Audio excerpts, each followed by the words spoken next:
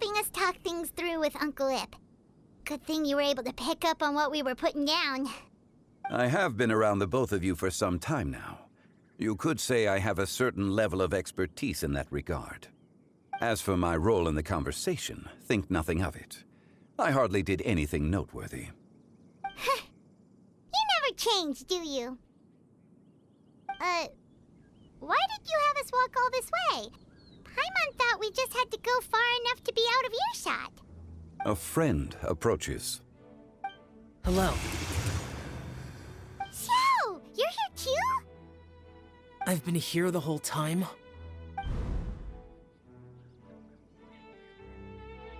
A ghostly kite.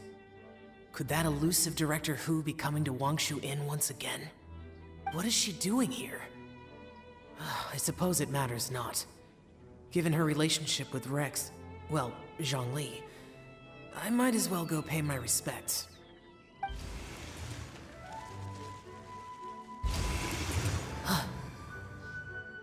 It's you! I thought you were Director Hu. Ah, your arrival is most fortuitous.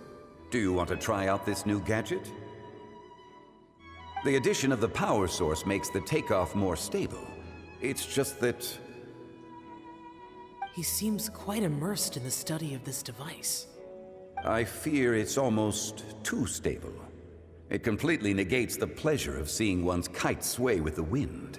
It's a bit of a shame. In truth, I'm here because Director Hu dispatched me to purchase some items in preparation for Lantern Rite. I see. Much like she does every year. Much like she'll do next year, I would imagine. Am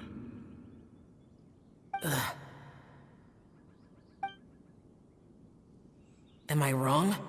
Or has she once again sent you out to buy, what is it, sesame oil or something? While we're on the subject, I do wonder why she is so obsessed with using sesame oil in the preparation of mixed vegetable dishes for Lantern Rite. A recommendation from Xiangling, perhaps. What do you think, Xiao? I've only met Director Hu a few times. I'm hardly the best person to ask. Ah, and is that not a sign that you should visit Wangsheng Funeral Parlor more often? It wouldn't hurt to grace the parlor with your presence now and again, when you are otherwise unoccupied. This one here is a traditional kite, one without any equipped mechanical device. Director Hu tasked me with studying the differences between the two to determine which one is of greater merit. Many hands make light work. Perhaps you could test out the other kite for me? All right.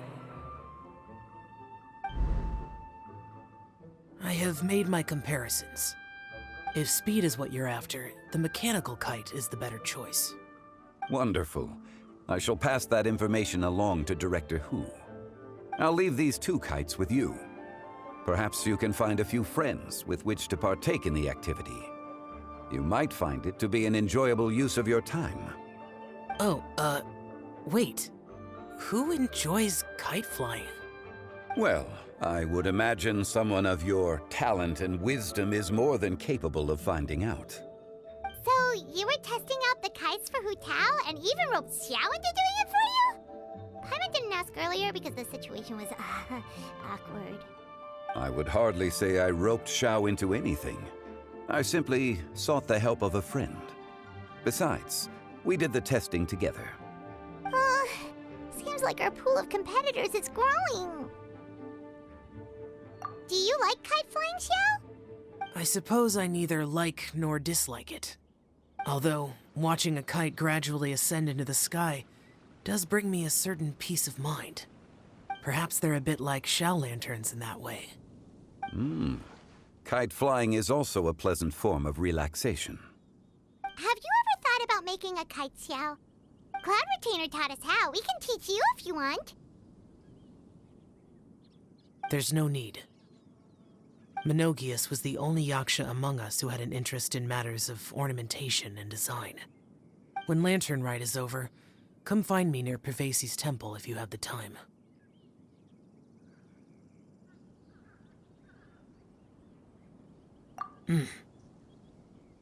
It's getting late. I should go inform Director Hu of our findings. How's she been, by the way? Be sure to say hi to her for us. The last time I spoke to her, she mentioned that she would be visiting Chaoying Village in a few days. If you have the time, perhaps you could also make the trip. If you happen to run into her, you can pass along your regards in person. We'll keep that in mind. Take care, Zhongli. See you later. See you next time.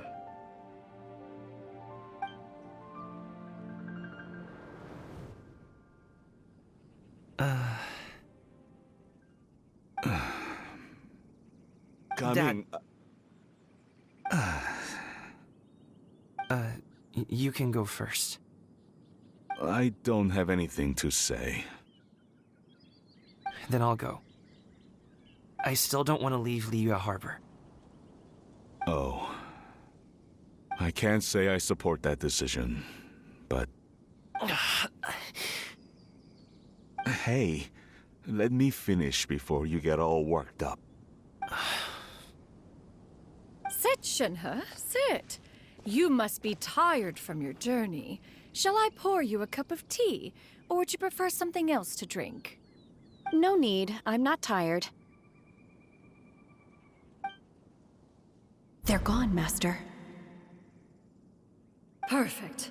The time is nigh for us to make an appearance. Do you remember the plan when recounted to you? Yes, Master. We aim to give them a demonstration of familial love. So I'll have whatever you are having. All right. What are Auntie Xianyun and Shenhe doing here? Just how many people are involved in this scheme? I suppose all I can do is just take a seat and see what happens.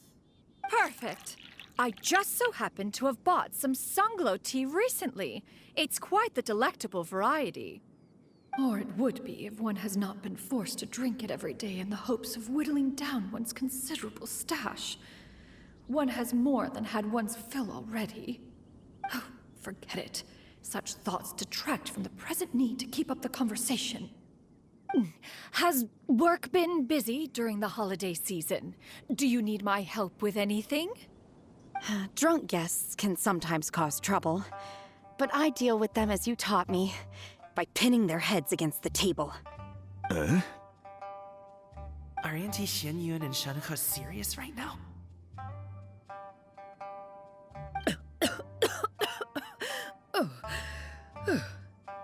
Oh dear. While one was busy orchestrating this act, one seems to have forgotten about Shenhe's various eccentricities. What I meant to ask was, have you made any new friends?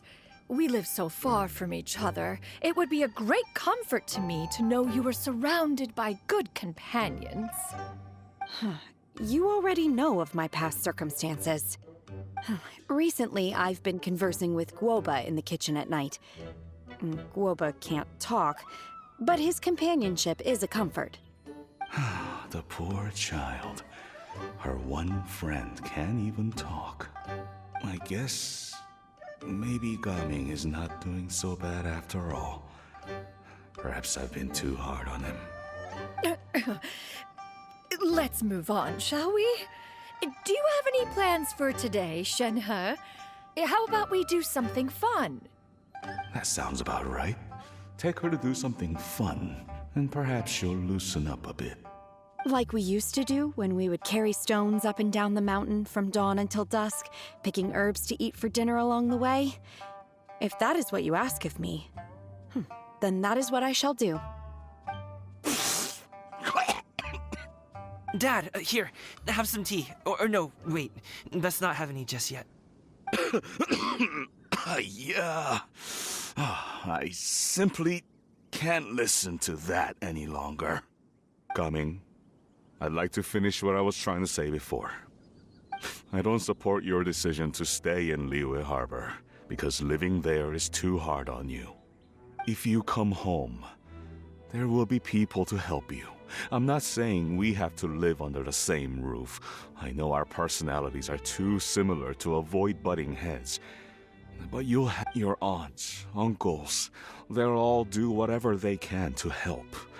You could get a less taxing job, and we could grab dim sum together from time to time. Huh. I didn't know dim sum was such an important affair, Master. Shh. Just think about it, okay?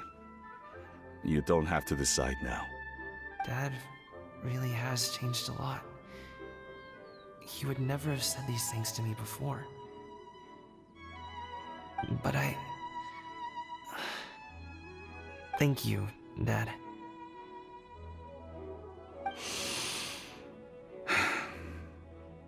It's been long enough, don't you think? Oh, Paimon sure hopes they've made up by now. Oh, they're drinking tea in silence. That's not a good sign. Did Xianyun's plan not work after all? Hey, you two! Paimon's so— Perfect timing, actually. Yep, let's go. I'll get the bags. Gaming has grown a lot taller, hasn't he?